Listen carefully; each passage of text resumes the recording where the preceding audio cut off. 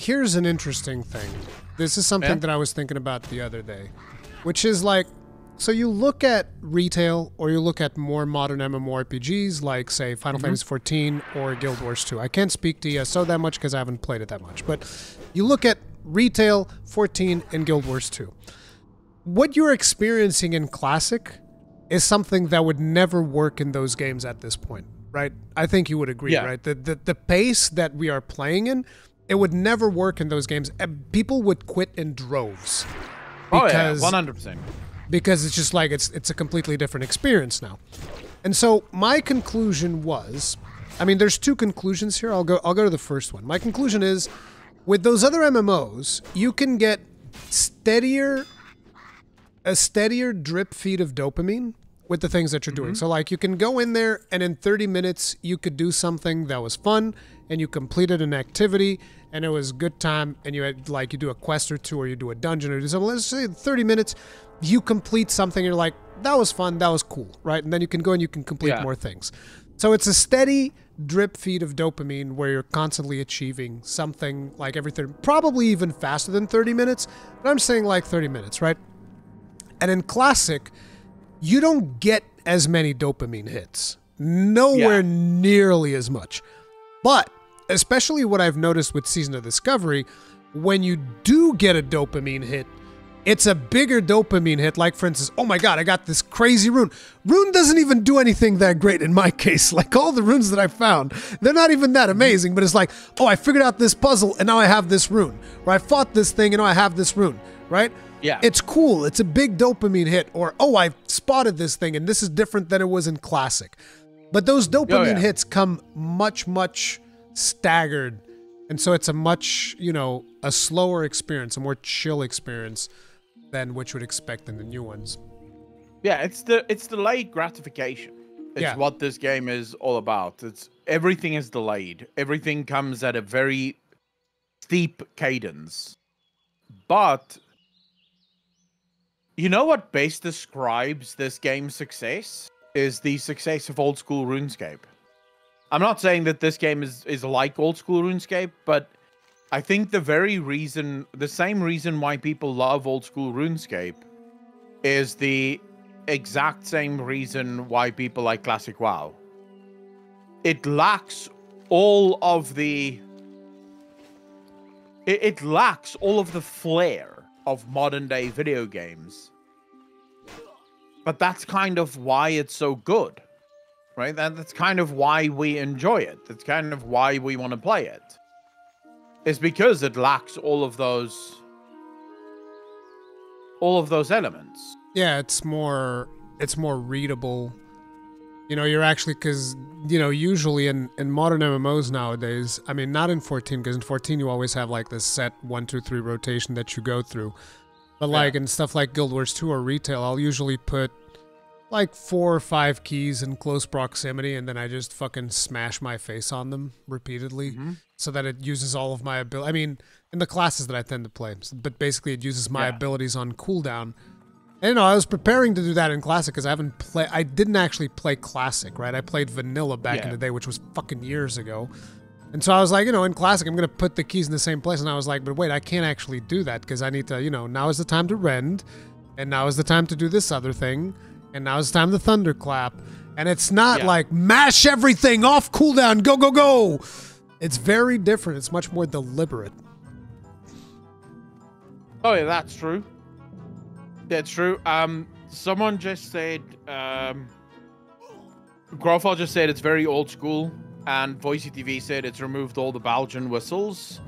The hell are Belgian whistles?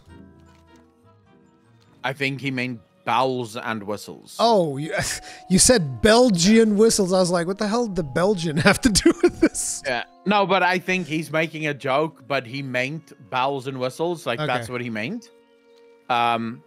It's basically this game is like truly the cut down version of retail, and it maintains everything in just the right amount to make you actually care. And the other thing was, and this is not to say that Classic is perfect, that it can't be improved or anything, right?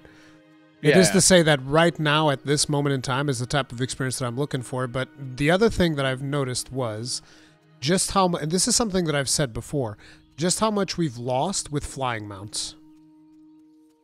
Oh, we've lost so much with flying mounts. Like, everybody always tells me, oh, flying is fine. I've always said, I don't think that you should have flying.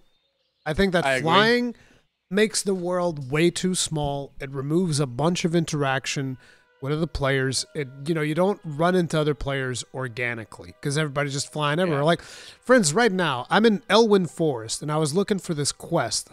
I found the quest, and there's actually just 2 players running around. I don't know what they're doing. There's a warlock, and there's a paladin. Like, if I had a flying mount, I'd just fucking come in here, barely dismount, hit this NPC, take off again, gone.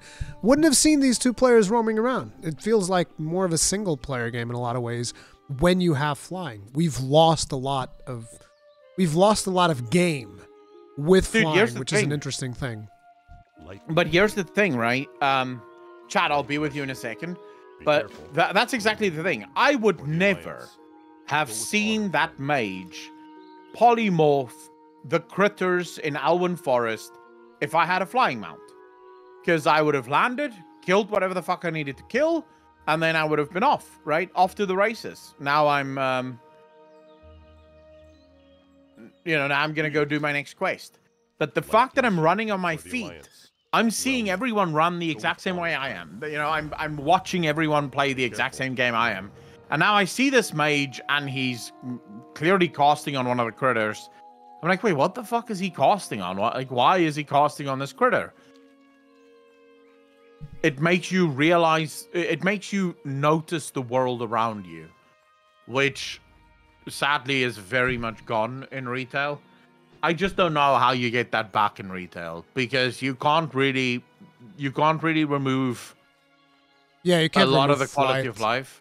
So see, the thing that happens now is because Blizzard can't remove flight, they're just having to do much bigger zones, which is not necessarily a bad thing, but like, it's interesting to see just how much they've achieved it.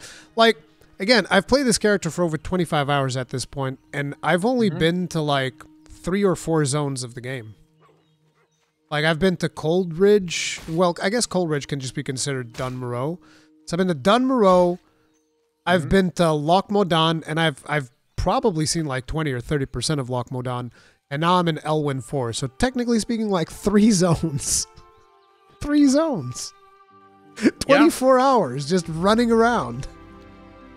Oh yeah, I mean, and there's something else that you'll realize this a bit later.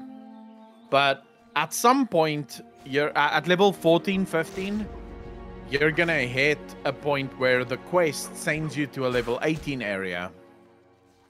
But you're not level 18 yet. Oh, so I've already hit that point. Like, because I was getting sent to areas that was like, oh, there's in Loch Modan, there's level 15 mobs, and you're like level 11, 12 when you get there first. So yeah, and you get your shit beat in just like I did. Yeah, for sure. I've already done that. It was great. I kept dying. Will I be able to kill this thing, guys? I'm not sure. Now you're gonna die.